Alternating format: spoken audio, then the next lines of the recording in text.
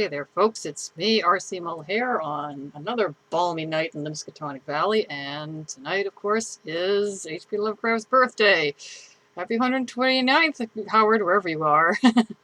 So, I think this is starting to turn into an annual tradition, and a very good one, in which I share one of my Lovecraft-inspired stories through reading it to camera to you folks, which is something that I like doing, because I looked at it this way. My stories were meant to be read and shared and enjoyed, and this is my way of sharing it and enjoying it by reading it to you, quite literally. So this is my second published story and my second Lovecraft-inspired story, which was published uh, in, oh gosh, it was November of 2015, I believe. Yep. My, how the time flies, and I sometimes lose track of, hey, where did everything get published? Oh yes, that's right, it was in that book from that publisher. So it was published in this little number, Lovecraft, Maine, from the lovely folks at Macabre, Maine, which is a lovely little print house up in Maine, quite obviously. So, and they often specialize in spooky anthologies of spooky stories from Maine, which has its own share of spooks. Aside from the things that Stephen King has created, which are wonderful, but there's a million other stories up there hiding in the country of pointed firs. So, this one is We'll Leave the Light On. Joss, I'm going for a walk, I call over the din of Angelica and Connor banging the screen door shut on our motel housekeeping unit, squealing in delight as they crunch out onto the pea gravel that surrounds it for one last evening scurry on the sand before bed. She looks at me concerned as she rocks a fussing Maddie. Tina, are you all right? I catch myself wishing someone could pick me up and rock me like that my shot nerves could be soothed so easily. I just need some air to clear my head, I say, finding my key and my smartphone before slipping them into the side pockets of my shorts. She gave me that concerned, on-a-level look, her dark eyes looking at me as if she wishes she could read my soul. Though she could do that, I doubt she'd like what she'd see. You got your key? I'm going to lock up after I put the kids down for the night. I want to shoot back, if you can put the kids down for the night, or an especially cutting jab involving polite terms used when a veterinarian has horribly injured livestock on his hands. But I don't want to start a fight that I know I can't win. I got it here, I say, patting my pocket, keeping it short and sweet. She nods, nudging her head towards Maddie's on her shoulder. Okay, I'll leave the light on for you, she says, swaying in a variation of the teething baby waltz. I step out into the late evening, letting the screen door bang behind me in a satisfying slam. My turn to bang the door after listening to the kids slam it around all afternoon.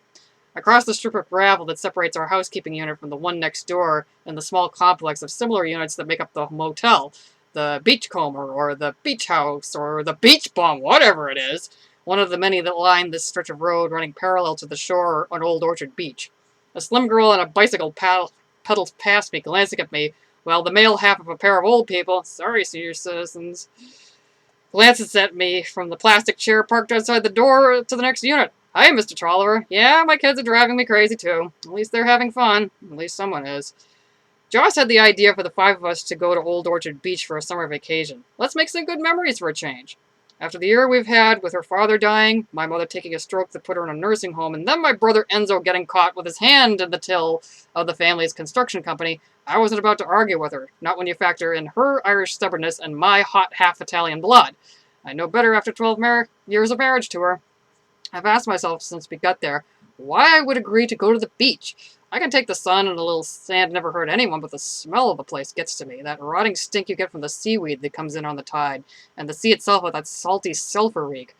I don't get the appeal of swimming or paddling or surfing on that dirty ocean water. Doesn't everyone realize that fish and whales poop into it, to say nothing of the craps the humans dump into it? Don't get me started on seafood. Yeah, I'm Catholic, and so is Josh, and that means fish on Fridays, but I like my fish to taste like fish sticks or McDonald's Filet-O-Fish. I'll take the clean air of the mountains or going to a lake over the beach, but Joss needed a break, and the kids like it here, so I keep it to myself. Thinking all this, I quick walk past seafood shacks and souvenir shops, dodging groups of college kids in t-shirts or bikini tops and shorts and flip-flops, or older couples cruising between the shops. I circle around another cluster of college kids and teenagers gathered in front of the amusement park near the pier, then past several t-shirt and beach stuff stores in successions. How many t-shirt shops does one beach resort need? I almost turned back then, but I can feel my temples pounding harder than they should. A few blocks more should put me right. But if I see another t-shirt shop hawking my sister slash aunt slash grandma slash boss went to Old Orchard Beach and all they got me was those lousy t-shirt shirts, or another place selling tacky red plastic lobster keychains, or those oval bumper stickers reading "Oob." Yeah, I know it stands for Old Orchard Beach, but when you see it on the back end of a vehicle 2 car lengths ahead of you on the highway, it looks like they vacationed on a badly named alien planet. I'm going to scream. Much as I know it's a bad idea, it feels like a good idea about now. I walk on and the tacky shops thin out, replaced by upscale bed and breakfasts and shops that sell local artisan jewelry, or hand-woven scarves, or hand-thrown pottery, and the kind of restaurants where you have to wear a tie or at least a polo shirt and you practically need to pay just to get in the door. A group of women about my own age, clad in summer dresses, probably divorcees or professionals up from Boston, nearly walk into me. I politely step out of their way, but in so doing, I wind up under the awnings of some fancy place with a bunch of tables separated from the rest of the sidewalk with strings of white lights wound around ropes strung between wooden posts. Of course, at that moment, a waiter in a maroon half vest is coming out with a tray of drinks for some polo shirt clad doctors or lawyers at one table. The glasses ding against each other as I brush against the guy, trying to get out of his way. Watch your steps, sir, the waiter says a little too sharply. Yeah, you watch it too, buddy, I snap back. The guy shoots me a glare that would melt iron castings, and the divorcees giggle at the scene. I very nearly round on them to glare at them, but I make myself walk away, counting my steps to get my mind onto something else. I'm so wrapped up in counting steps and finding a way to higher ground that I don't immediately notice several things. I'd stalked out of the hotel as the sun had gone down, but now the sky overhead has gone purplish words. Purplish black. No stars, though I know the sky is clear. The crowds of tourists have thinned out to nothing, though I can still hear their laughter and voices in the distance, but that fades fast.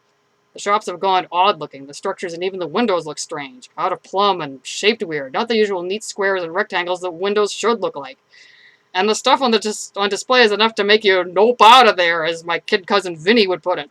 The pottery looks like an oceanographer's nightmare. Vases shaped like octopuses and squatty figures with heads like squids. Cameos of people with bulgy eyes and mouths that belonged on frogs. Weirdly made gold jewelry like crowns and wide collar pieces.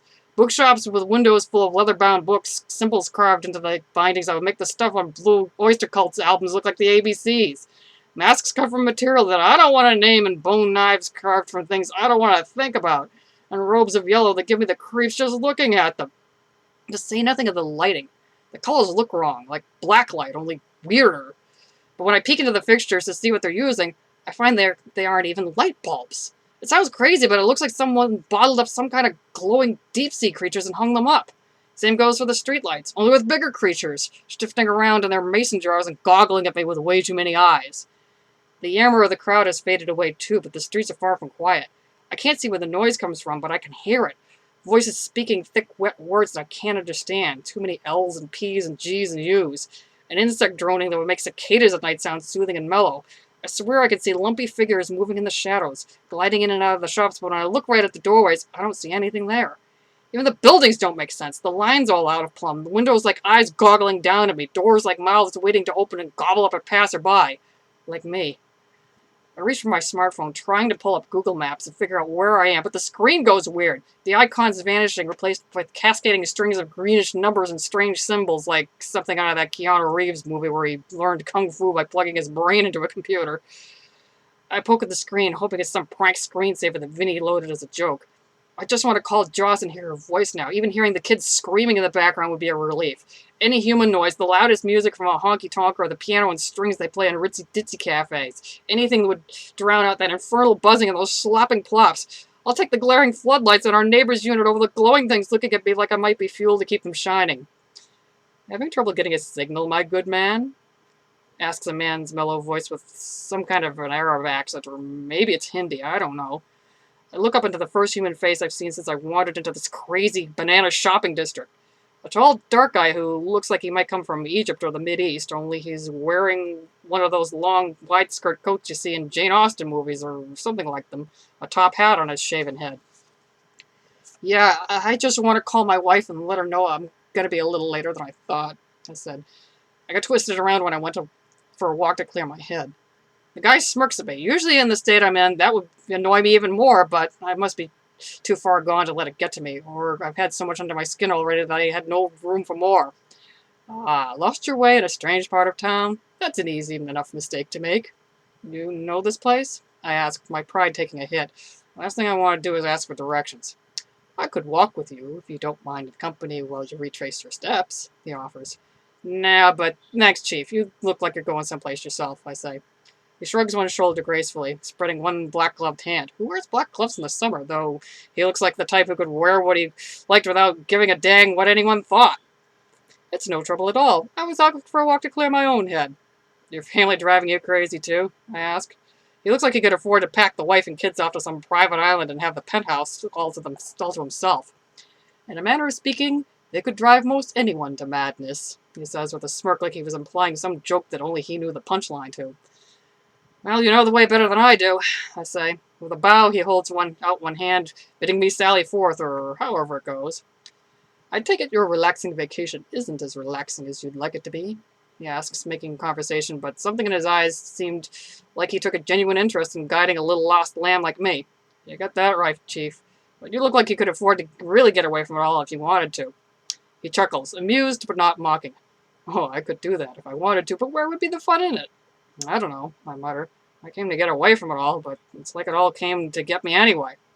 There was a wise man who said, no man needs a vacation so much as the man who has just had one. Smart guy, that. If you could get away from it all, where would you go? The tall guy asks me. It's really none of his business, but he sounds so earnest, like he'd help me if he could, that I can't help answering, I don't know, someplace where there's nothing. No light, no sound, no smells, nothing. He nods. Ah, and yet a moment ago you felt desperate to get back to your hotel and the things that sent you fleeing from it? That's the damnedest thing, ain't it? I love my wife and our kids, but I wouldn't mind a break from just plain everything. Must make me sound like a real mean son of a bitch. No, it makes you sound human. Nothing more, nothing less, the tall guy says matter-of-factly. Guess that's part of being human, I said. By now I'd realized we'd gotten back to the normal world with its crowded sidewalks and tacky souvenir shops. By God and all the saints, I felt glad to see those dumb shirt slogans and those racks of bumpa stickers. Whew, back to civilization, I say with the proverbial sigh of relief. The place you wandered into isn't for everyone, but I should be heading back to it, the tall guy says, turning to leave. Hey, Chief, I don't think I got your name, I call after him. Nathan Yardley, he says, bowing his head and twirling his hand downward like some cheeky polite guy in an old-time movie. With that, he turned and vanished into the crowd, a bit quicker than I expected a guy like him to pull it off. I turn toward my hotel. The Beachcomber announces itself out front in blue and white lettering on a freestanding placard lit with floodlights. Already I can see the lights from our unit. Already I can hear Joss calling the kids off the sand and in for a bath before bedtime. It's late, as I can tell from my phone, which has decided to work again. Later than the kids should be up, even if we are on vacation, and later than they should be out on the strip of beach and sand dune behind our hotel. I decide to go down to the beach to round the little monkeys up and give them the bear hug I've been wanting to give them since I got in among those weird shops. The sand slogs like wet cement under my sneakers. I should be used to it by now, but something doesn't feel right, and I can't see the kids anywhere on the beach. I look toward the hotel unit, and though I can see the light on our porch and hear Joss and the kids inside, I don't seem to be getting any closer. I keep walking, my calves starting to burn with the effort. With the light in the hotel and everything stays out of reach 100 yards away. I notice something. The sound of the surf dies away, and the stink of the sea with it. I look up, and there's no stars. No sky even overhead. I look around, and the beach is gone. I can't even feel the sand under my feet, even though I can still feel myself walking. It hasn't even gone black. That'd be something, but there's just nothing.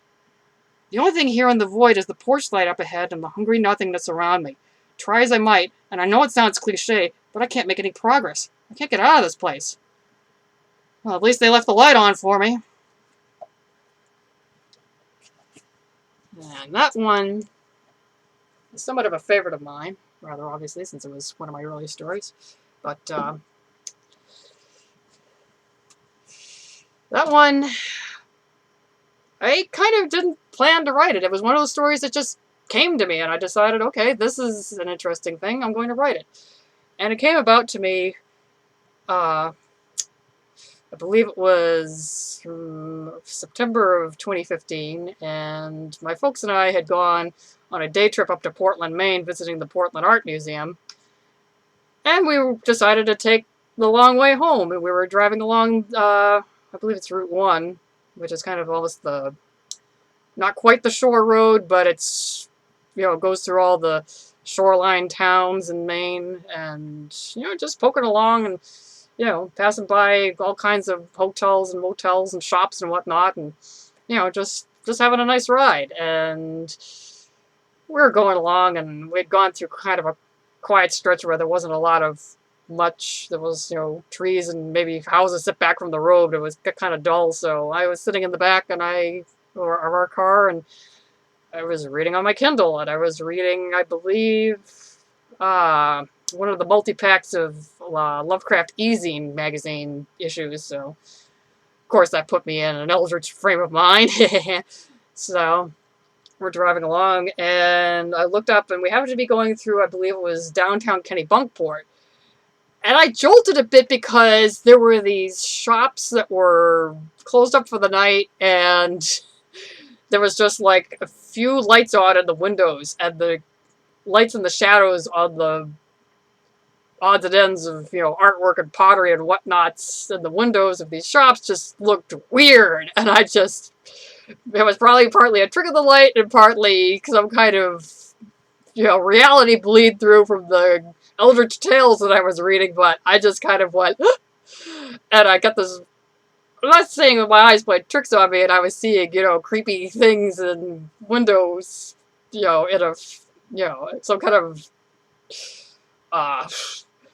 some kind of eldritch, world beyond this world, dreamlands, some kind of realm where the spooky elder gods and their minions and whatnot dwell, but it kind of went through my mind in that moment, and I was just, so, as soon as I recollected myself, I just kind of laughed at myself, like, you're jumping in shadows, girl. But then I thought, well, that's quite an image, spooky shops with spooky stuff in the windows, and it's, like the bizarro world where the eldritch entities live, and this is where they go on vacation and do their shopping, and what would happen if, a human being happened to stumble into it. So, I'm not going to say the story wrote itself, but the whole thing started mapping itself out in my head. Plus, we had been walking on Old Orchard Beach for a little while. I mean, we just stopped by, and, none of us had been to Old Orchard Beach, so we're like, we're going to stop and walk on the beach a little bit. So, we were there about maybe half an hour or something like that, and, enjoyed the, the view and the scenery and the, the shops and the whatnot, and it was just, just a nice little stopover. And I thought,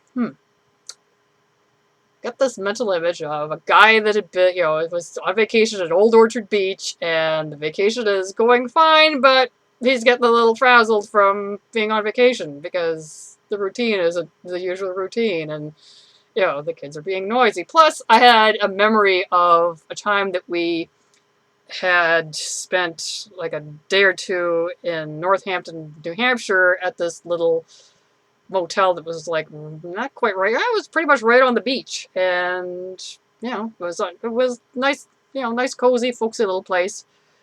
And there was like a long-term housekeeping unit next to the room where we were staying, and there was a family with some small kids in it that were staying in that housekeeping unit. And the kids were running around in the pea gravel yard, and they were just crunch, crunch, crunch, crunch, crunch around on the pea gravel. And, it was cute, but it did get a little annoying after a while. Because every so often, they would open the screen door to their unit and go running back inside, and the door would slam, bang, shut. So, I somehow came up with, I don't know, it was one of those crazy phrases that I came up with that's kind of become part of the family vocabulary. The running crunchers and the slam bangers. They were just kids having fun, but I was one of those cranky teenagers at the time. I'm still, in some ways, I'm still a cranky teenager. I just happen to have an older body. But, it was kind of getting on my nerves, but not, grr, grr. It was just more, boy, they're making a lot of noise for small kids. How do small kids make such big noises? So, that got worked into it. Imagine being the family of those kids that are running around in the pea gravel, crunching around and slam banging the door every 5 to 10 minutes. So, also the main character, Tino, I kind of he's partly inspired by a friend of ours, but he's mostly based off of like 5 or 10 different guys that are like by semi-regulars coming through my lane in the checkout of the grocery store where I work. Although it's more just not, you know, identifiable personality markers. It's more like just the feel of them, you know, just regular dudes that work construction, and they're kind of tough guys, and they're not always the most polite, but they're, you know, they got good hearts, and they're just trying to make a living for themselves and take care of their families, and, you know, salt of the earth type guys, you know? You know, rough around the edges, but, you know, if there's trouble, they'd have your back, you know?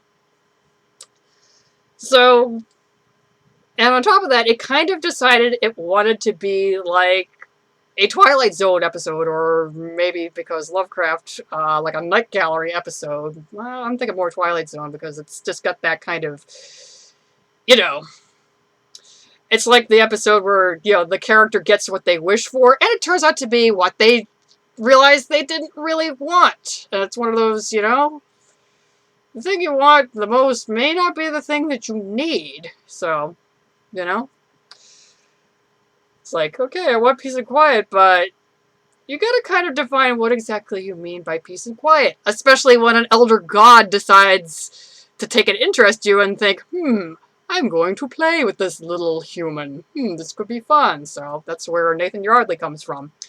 Lovecraft fans, yeah. If you're thinking, his name sounds like somebody's name, and if you're thinking that's who I mean, you've guessed correctly. So, you know, kudos to you for figuring that out. So, and I gotta admit, yeah, we're talking Nyarlathotep, or however the heck that's pronounced. Elder god names, how are they pronounced? But anyway, but yeah, it's like Gnarly is one of those characters that I'm not gonna say he's tried to stick his, you know, non-Euclidean face into some of my stories, but it's like sometimes it seems like when I let him into a story as a character, it seems like the thing just takes off like lightning, which may not be a bad thing. But, oh boy, Gnarly, he loves to play with humans. He loves to mess with them. It's like, ooh. You know, if... It's very, very often the analogy used to describe the elder gods relative to human beings is that we are as insects or ants to them. Well, ants are insects. That's like some of the elder gods, it's like they'll just pass by us and they won't even notice us. Or they tromp through and they step on us and squish us, and it's like, well, whatever. Gnarly is the kind of guy that takes the stick and stirs up the anthill because, whee! Look at this, it's making the ants run around, whee! Let's have some fun! So, that kind of makes for... It makes writing a story involving him interesting because now he's a little more engaged with the humans, even if it's not a very nice way to be engaged with the humans. I mean, generally the elder gods have this whole, you know, we're so much beyond these creatures, they're just not worthy of our notice, or if they notice us, it's like, huh, okay, interesting wildlife, moving right along. And it's like, they're not necessarily malicious towards us, they just don't, they're just indifferent to us. It's like, you know, human beings with the ants in the garden, or the pavement in the driveway, or just, you know. Although there's also been a joke about, if we are as insects to the elder gods, are there some elder gods that are terrified of us and look at us and think, what is with them? They've got only one pair of eyes? How do they see? Oh, they're creepy, they're crawling, oh, get them away from me! I'd like to write that kind of story because that would just be funny. Hey, we need some Lovecraft light stories once in a while, you know? Doesn't hurt. So, this one... I wouldn't necessarily call it Lovecraft Light because it does kind of end in a dark, eldritch place where this poor guy doesn't really want to be. Although I did put that sarcastic line at the very end, which... I'm not going to say that line came to me before I even finished the story, but it was like, I knew this is where I wanted to end it. It was like, okay, that's a great place to end this, so... Although, there's a couple revised versions that I have of this that I might try and send to some reprint market somewhere, or conversely put it in, you know, a short story collection of my own, which I'm planning to do someday. Well, someday very soon. One project I have in the back burner, maybe not the back burner, but the middle burner. I want to do a story collection that I'm calling by the working title something like a calendar of weird things, because it's like they're seasonal type stories, because I've written a lot of seasonal type stories for seasonal type anthologies, and you know, just one story for each month and a different holiday or a different season each month. And I'm thinking, this could be the summer vacation story for August. And also, hey, August has Lovecraft's birthday anniversary, so now we got a Lovecraft story for that month. So, hey, who knows, but the revised version might be the August story. But the revised version, I kind of ramped up the detail a little more in the, holy crap, I'm in Bizarro Old Orchard Beach segment, and I even had some kind of creepy thing come out of the woodwork and start menacing him, which, hey, helps to have a creepy thing menace somebody, because that just ramps up the weirdness and the tension even more. Plus, I think there's like maybe a paragraph or two more with his conversation with Nathan Yardley, because I like writing Nathan Yardley. He's interesting. I've got a few more stories that he's probably going to factor into. So, keep an eye out for those. Hopefully some publisher will pick them up. So, this one's been kind of a favorite of the people that have read it. It's like because it's very it's Lovecraftian, but it's very relatable. I mean, it's a situation that probably a lot of us have gotten ourselves into, that we've been on a vacation that wasn't quite as relaxing as we had hoped for, and our families, whom we care about the most, also get on our nerves the most, because that's what happens when you care about somebody. It's it works in more than just one direction. It works towards I love this person, but they drive me the most crazy because I'm around them so much and I worry about them. So, anyway. So, hopefully that one continues to be continue to be a story that people are fond of, because it's one that I'm particularly fond of myself. And on that note, I hope you guys enjoyed it, and I hope you all have a good evening and a good summer. And if you're having a vacation, hope it isn't too stressful on you. And if you're one of the people wending their way on pilgrimage to Eldritch Providence this weekend for Necronomicon, I hope you have a good time there, and maybe we'll bump into each other. So this is me, R.C. Mulhare, signing out, and hoping you all keep it Eldritch.